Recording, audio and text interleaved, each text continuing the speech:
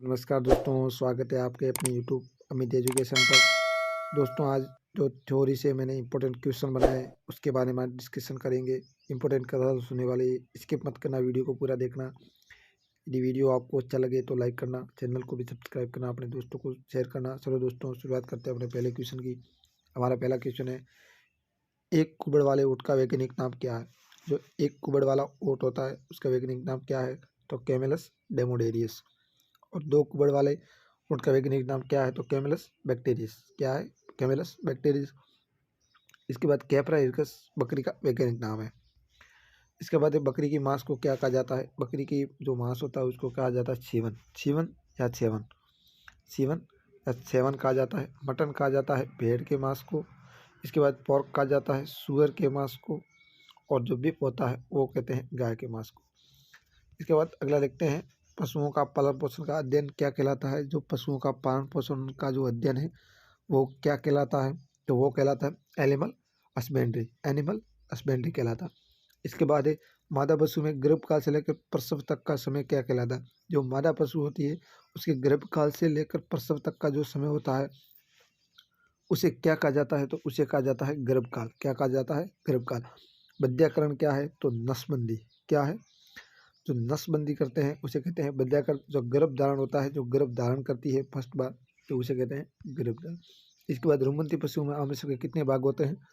जो रुमंती पशु होते हैं उसके आमूत्र के कितने भाग होते हैं? तो वो होते हैं दोस्तों, ऑप्शन बी, 4 होते हैं। कौन कौन से? एक है रेमन, एक है रूमेन, इसके बाद अमेजन और एक एब अमेजन। एब अमेजन 4 भाग होते हैं। और जो ऊँट होता है उसमें आमूत्र के कितने भाग होते हैं? तो 3 होते हैं। ध्यान रखना, इंपॉर्टेंट है। ऊँट में आमूत्र के कितने भाग होते हैं? तो 3 भाग होते हैं। इसके बाद बकरी के बच्चे को क्या कहा जाता है? बकरी का जो बच्चा होता है उसे क्या कहा जाता है? तो उसे कहा जाता है कीड़। क्या कहा जाता है? कीड़। कॉफ कहते हैं गाय के बच्चे को। और वीडर किसे कहते हैं? जो बध्यकर सुअर होता है उसे कहते हैं वीडर। इसके बाद देखते हैं दोस्तों, गाय में गर्भकाल की अवधि कितनी होती है? गाय के जो गर्भकाल की अवधि कितनी होती है इसमें दिनों में पूछा है। तो दिनों की बात करें तो गाय में 280 दिन होते हैं। यदि महीनों में बात करें तो 9 महीने और 9 दिन। कितने? 9 दिन। 9 महीने और 9 दिन। यदि महीनों में पूछे, दिन में पूछे तो 280 दिन। इसके बाद दोस्तों अगला लेते हैं, गाय के मांस को क्या कहा जाता है? तो गाय के मांस को कहा जाता है दोस्तों बीफ। इसके बाद देखते हैं, भैंस के मांस को क्या कहा जाता है? भैंस 2 प्रकार की होती है, एक स्वेम्प होती है, एक रिवर होती है। जो इसमें पूछा है तो इसमें रिवर का पूछा है तो रिवर के मांस को कहा जाता है बफन कहा जाता है। और जो स्वैम्प होती है उसके कहते हैं केरा बीफ। क्या कहते हैं? केरा बीफ कहते हैं। केरा बीफ कहते हैं। इसके बाद दोस्तों अगला देखते हैं, भैंस के गर्भकाल की अवधि कितनी होती है? भैंस में जो गर्भकाल की अवधि होती है कितने दिनों की होती है? तो इसमें आपका सही ऑप्शन सी, 310 दिन होती है। कितनी होती है? 310 दिन होती है। यानी महीनों में पूछे तो 10 महीने और 10 दिन। 10 महीने और 10 दिन। इसी वक्त गाय में जो गुणसूत्रों की संख्या वो कितनी होती है? गाय में गुणसूत्रों की संख्या कितनी होती है दोस्तों? तो इसमें आपका सही ऑप्शन हो जाएगा ऑप्शन डी। कितनी होती है? 60 होती है। इसके बाद दोस्तों अगला देखते हैं, स्वयं बफेलो और रिवर बफेलो में क्रमश गुणसूत्रों की संख्या कितनी होती है? एक होती है स्वयं बफेलो जो कीचड़ में नहाती है, और एक होती है रिवर जो साफ सुथरे पानी में नहाती है। तो इसमें गुणसूत्रों से पहचान की जाती है। तो इसमें क्रमश गुणसूत्र कौन से हैं? ये स्वयं बफेलो में गुणसूत्र होते हैं वो 48 होते हैं। और जो हमारी रिवर बफेलो होती है उसमें होते हैं 50। ऑप्शन डी करेक्ट हो जाएगा। इसके बाद भैंस के बच्चे को वैज्ञानिक नाम क्या है? जो भैंस का बच्चा होता है उसका वैज्ञानिक नाम क्या है? तो काफ बफेलो। क्या है? काफ बफेलो। वेनिसन क्या है? तो हिरण का मांस। किसका? हिरण का मांस। और कीड़ किसे कहते हैं? तो बकरी को। बकरी के बच्चा होता है उसे कीड़ कहा जाता है। इसके बाद गोवंश का वैज्ञानिक नाम क्या है? गाय का वैज्ञानिक नाम क्या है? तो बॉस इंडिकस।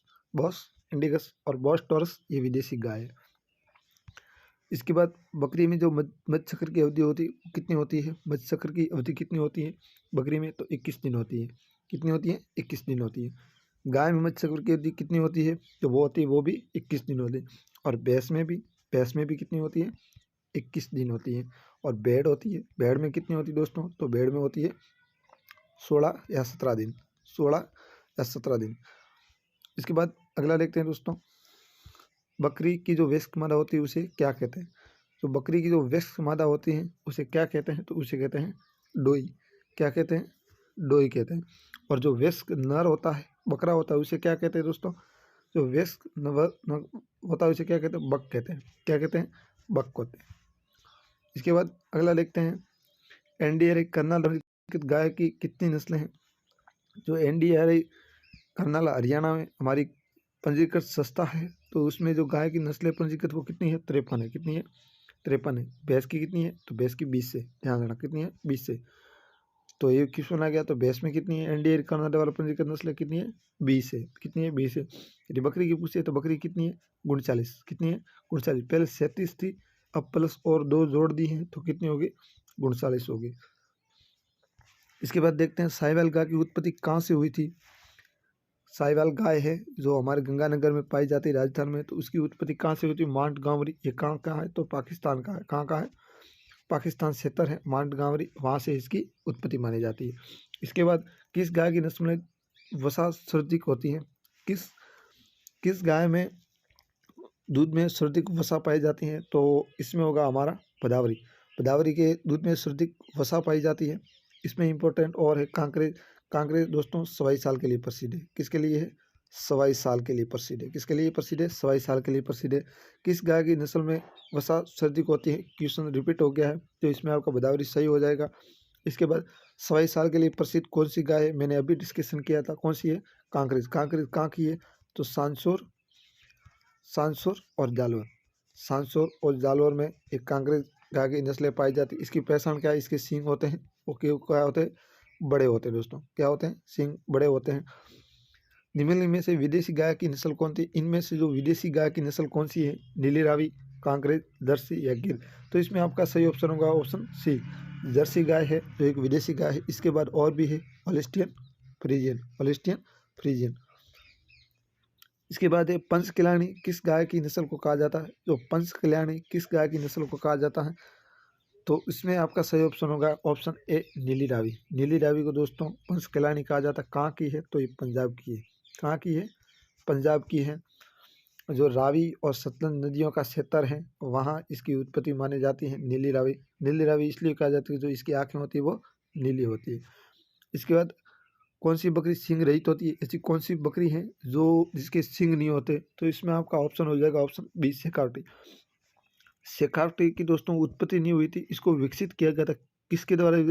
जो रामसर रामसर पशु अनुसंधान केंद्र है, कहाँ पर है? अजमेर। कहाँ पर है? अजमेर। इसके द्वारा इसको विकसित किया गया था बकरी की नस्ल को। ये सींग रहित बकरी है। इसके बाद दोस्तों आज जो मोस्ट इम्पोर्टेंट क्वेश्चन थे उसना हमने डिस्कस कर लिया है। वीडियो अच्छा लगे तो लाइक करना, चैनल को भी सब्सक्राइब करना, अपने दोस्तों को भी शेयर करना। मिलते हैं अगले वीडियो में। धन्यवाद।